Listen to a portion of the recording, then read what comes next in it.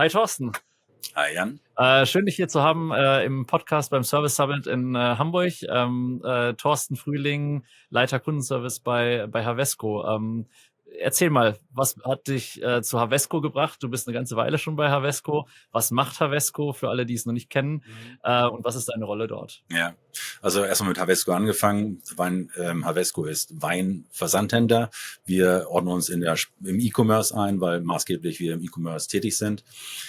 Ich bin dort seit 35 Jahren, bin damals nach meiner Ausbildung als Aushilfe, als Nebenjob, also als temporäre Aushilfe im Weihnachtsgeschäft angefangen.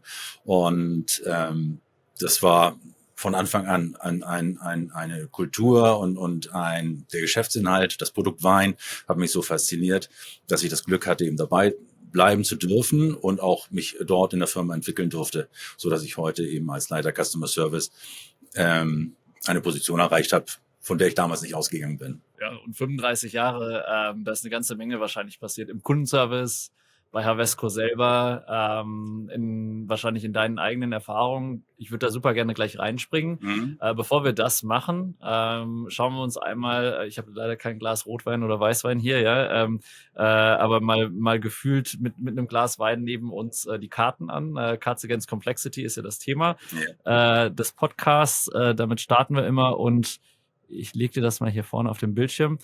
Für alle, die das Spiel noch nicht kennen, Cards Against Complexity, ähnlich wie Cards Against Humanity. Wir haben hier eine Karte auf der linken Seite mit einem Satz, der vervollständigt werden will. Und du hast 3 Optionen auf der rechten Seite. Die sind vielleicht teils realistisch, vielleicht aber auch nicht ganz. Und wir schauen mal, was wir da rausfinden. Ich bin gespannt. Also, du hast einen Geschäftsführer, ja, von der Havesco-Gruppe.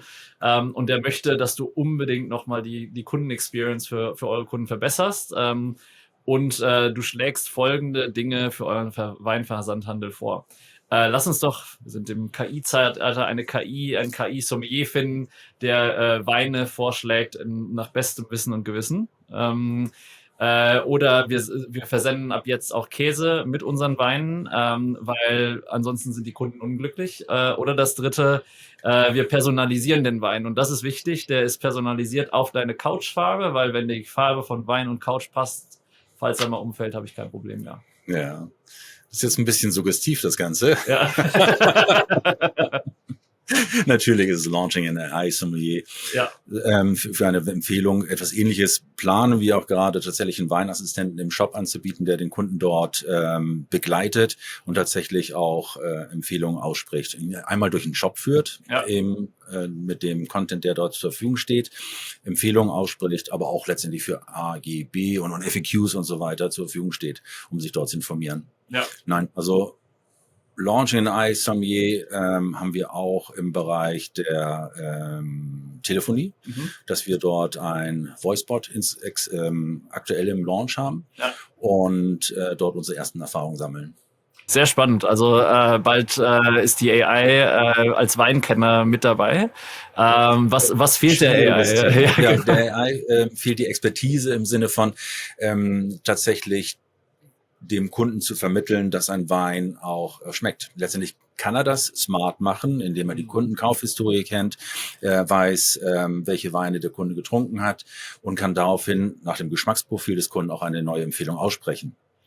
Er kann aber nicht sagen, ey, super Wahl, toll, dass Sie diesen Wein gewählt haben, den kenne ich, den habe ich selbst probiert. Ja. Was ein sehr schlagendes Argument ist, sehr viel Kompetenz vermittelt und dem Kunden die Sicherheit gibt, die richtige Wahl getroffen zu haben. Ja. Da sind noch gewisse Defizite, aber das wird er auch nie erreichen. Aber wie gesagt, über die andere Thematik, dass das aufgrund Ihres Geschmacksprofils, kann ich Ihnen diesen Wein auch wirklich empfehlen und es trifft dann auch zu und die Kundenerfahrung ist dann auch entsprechend. Dann wächst das Vertrauen dem Bot gegenüber und den Entscheidungen des Bots gegenüber und könnte tatsächlich ein Zukunftsbild sein. Ja, super spannend. Also ich würde mich auf jeden Fall mal auf so eine Auswahl einlassen. Die Person, den Sommelier, entweder virtuell oder persönlich zu sehen, macht aber dann doch irgendwie den Unterschied. Also Faktor Mensch gehört immer noch dazu. Momentan ist es auf jeden Fall. Das war nicht immer so, dass wir uns über KI irgendwie im Kundenservice unterhalten konnten. Du bist vor 35 Jahren gestartet bei Havesco. Ja, du sagst aus dem Weihnachtsgeschäft. Wir laufen gerade wieder rein, wahrscheinlich Hochsaison. Nimm uns mal mit, vielleicht in die, auch für alle, die zuhören, die vielleicht die jetzt gerade in den Kundenservice gestartet sind. Was war Kundenservice vor 35 Jahren? Was war die Arbeit bei Havesco vor 35 Jahren? Und vielleicht lass uns dann mal durch die Reise gehen bis heute. Also inhaltlich, was die Kunden Anliegen betreffen, haben wir da gar keine großen Unterschiede. Es waren noch damals letztendlich die Bestellung natürlich vordergründig, um den Beschwerdebereich waren es eben, wo ist meine Lieferung, wo steckt sie? Allerdings hatte man damals andere Möglichkeiten als heute, da die in die Recherche zu gehen, musste mit dem Spediteur telefonieren. Der hatte entsprechende Möglichkeiten, ihre Pakete zu tracken, aber das war eben nicht so, dass wir sämtliche Tracking-Daten zum Beispiel zur Verfügung hatten.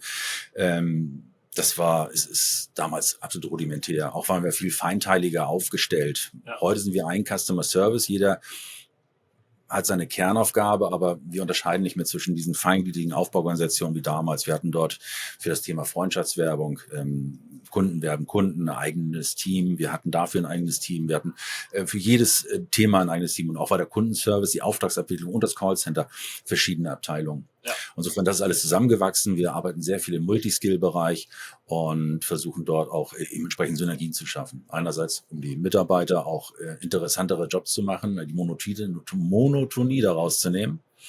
Andererseits aber auch effektiver auf gewisse Verwerfungen reagieren zu können. Also wir haben im Call-Bereich, Bestellwesen steigt irgendwie an, wir können entsprechend umschichten und sind da viel flexibler als früher. Ja, aber die Kundenanliegen sind letztendlich die gleichen geblieben. Wo ist meine Ware? Der Wein gefällt mir nicht. Und ab und zu auch mal Qualitätsprobleme. Das ist ein Naturprodukt, das ist ganz normal. Ja, und dann auch irgendwie ein emotionales Produkt. Auf jeden Fall. Was ich irgendwie in mein Leben mit reinnehme und natürlich dann auch eine Verbindung wahrscheinlich mit Havesco und mit den Mitarbeitern aufbaue. Wie denkst du darüber nach, über die Rolle von euren Mitarbeitern, die vielleicht heute die gleichen Probleme lösen, aber natürlich mit KI und allen anderen Technologien, die in den letzten Jahren dazugekommen sind, Cloud-Software, die dazukommt, Ticket-Software. Wie denkst du über die Rolle des Mitarbeiters nach? Also es ist auf jeden Fall, hat mehr Facetten, deckt mehr Bereiche ab. Was ist noch im Moment die Rolle des Mitarbeiters in diesem ganzen Technologiegeflecht im Kundenservice? Ja, was mir da spontan einfällt, ist, wir legen hohen Wert an die Entscheidungskompetenz des Mitarbeiters. Ja. Also diese First Skill Solution oder First Contact Solution gegen den Kunden gegenüber. Und teilweise sind sie aber nicht die Experten, dann entsprechend das im Backoffice-Bereich, also in den nachgelagerten Prozessen tatsächlich auch durchzuziehen. Ja. Somit haben wir immer die Herausforderung, eben tatsächlich den Sachverhalt zu notieren und dem Backoffice zur Verfügung zu stellen. Wir haben natürlich dort einen Workflow, aber die Zusammenfassung eines Gespräches ist aktuell noch manuell. Und wir wissen ja alle, dass wir über die LLM-Modelle und die Technologie heutzutage eben solche Sachen locker zusammenfassen können. Es kann transkribiert werden, ohne dass die Transkription tatsächlich zu speichern, einfach nur als Basis zu nehmen, diese zusammenzufassen, in den Workflow zu packen, dem nachgelagerten Prozess zur Verfügung zu stellen, dem Experten im Backoffice entsprechend die Grundlage seiner Arbeit zu erleichtern und sich selbst auch, wenn man viel schneller ist. Ja. Ja, also solche Themen ist aber nur ein Teilaspekt. Wenn ich länger drüber nachdenken würde, würden mir bestimmt noch viele, viele andere Fälle einfallen. Auch jetzt gerade im Verfassen von Briefen, E-Mails und dem Kontaktaufnahme mit dem Kunden und so weiter, dass man auch auf die letztendlich ein Large Language Modell hat oder eine KI hat, die eben tatsächlich die Corporate Communication verinnerlicht hat und genau weiß, wie man ausgedrückt wird, man letztendlich den Sachverhalt nur noch schildert, ohne sich Gedanken über Formulierung, Grammatik oder Rechtschreibung zu machen zu müssen und sagt, hier, liebe KI, mach mal einen schönen Brief mit Corporate Communication und leg ihn mir vor. Man scannt nochmal drüber und haust damit. Und dann schaue ich drauf und auf einmal kann ich mich wieder auf den Kunden fokussieren. Genau. Und vielleicht einen Wein trinken. Ja? Weil irgendwie, also den Wein muss ich verstehen. Also interessantes Produkt, wenn ich bei euch im Kundenservice arbeite. Was muss ich über Wein verstehen? Was muss ich lernen? Also da gibt's ja wahrscheinlich auch Abstufungen dessen. Aber genau wie in jeder Industrie braucht es natürlich Expertise. Wie funktioniert das für einen Kundenservice-Mitarbeiter bei euch? Ja, also Expertise erlangt mir durchs Trinken letztendlich. Also einer unserer CEOs hat das mal gesagt und insofern wiederhole ich das gerne. Ja. Also letztendlich Expertise erlangt man durch Probieren, aber natürlich braucht man gewisse Grundkenntnisse und diese Grundkenntnisse vermitteln wir auch. Wir schulen unsere Mitarbeiter, wir ermöglichen ihnen auch die weitere Qualifizierung extern, das unterstützen wir. Und wir machen für neue Weine Verkostungen, wir machen generelle Weinverkostungen, wir machen auch Weinschulungen, jetzt zum Beispiel regionsbezogen oder traubenspezifisch. All solche Dinge tun wir. Also bei uns jemand, der eine gewisse Kompetenz dem Kunden gegenüber aufzeigen kann, braucht ein halbes Jahr bis ein Jahr, bis er wirklich dort einen gewissen Standard erreicht hat, mit dem wir dann auch zufrieden sein können. Ja, und das ist ja also kompliziert für einen Sommelier. Und natürlich habe ich als Kunde, wenn ich Wein kaufe, eigentlich hoffe ich ja, dass neben der AI der Mitarbeiter, die Mitarbeiterin eigentlich weiß, was verkauft wird und eine gewisse Tiefe mitbringt. Super spannend. Also eigentlich die Alternative zum WSET-Zertifikat ist einmal 6 Monate bei euch im Kundenservice arbeiten, ja. Notiert, aber wahrscheinlich muss man dann noch ein bisschen links und rechts vielleicht noch ein bisschen weiter. Sehr, sehr spannend. Ich glaube, jetzt, wenn du aus deiner Erfahrung zurückblickst, ich kann mir vorstellen, das ist sehr, sehr wertvoll für Kundenserviceleiter oder auch Mitarbeiter, die heute anfangen in ihrer Karriere. Ja, du hast 35 Jahre Karriere hinter dir. Wenn du heute nochmal neu starten würdest oder wenn du heute neue Mitarbeiter bei euch im Team siehst, was ist dein Rat für jemanden, der jetzt gerade startet im Kundenservice?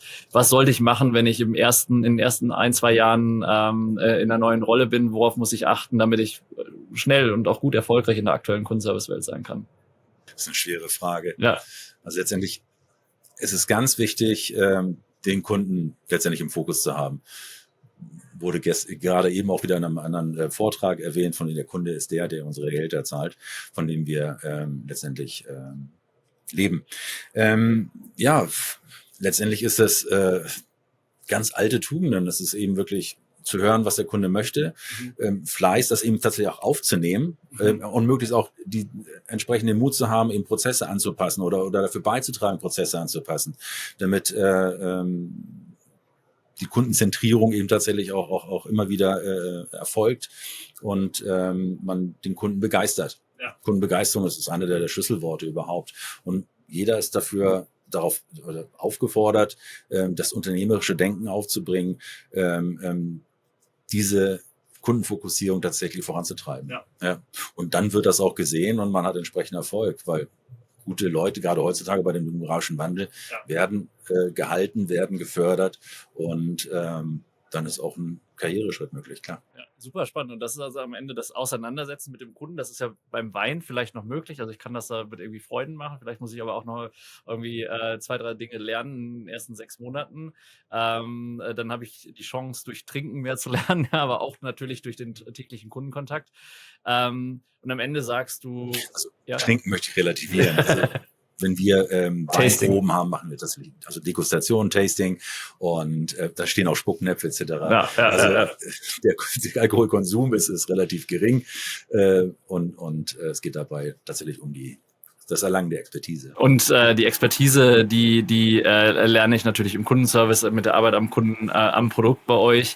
Und was du sagst aus deiner Erfahrung, eigentlich nach 35 Jahren, auch wenn wir heute alle über KI sprechen, die mir natürlich helfen kann, die mich unterstützen kann, der Mensch, den braucht's gerade da für ein Produkt, was auch nur Menschen erfahren können und anderen Menschen weitergeben können. Und die Basics von vor 35 Jahren sind immer noch die richtigen Basics für heute. Vielen, vielen Dank, Thorsten, für die Zeit, für deine Einblicke aus deiner Erfahrung im Kundenservice, aus eurer Arbeit mit Millionen Kunden bei Havesco. Vielen Dank, dass du die Zeit gefunden hast für das Gespräch. Vielen Dank, dass ich hier sein durfte. Danke, Jan.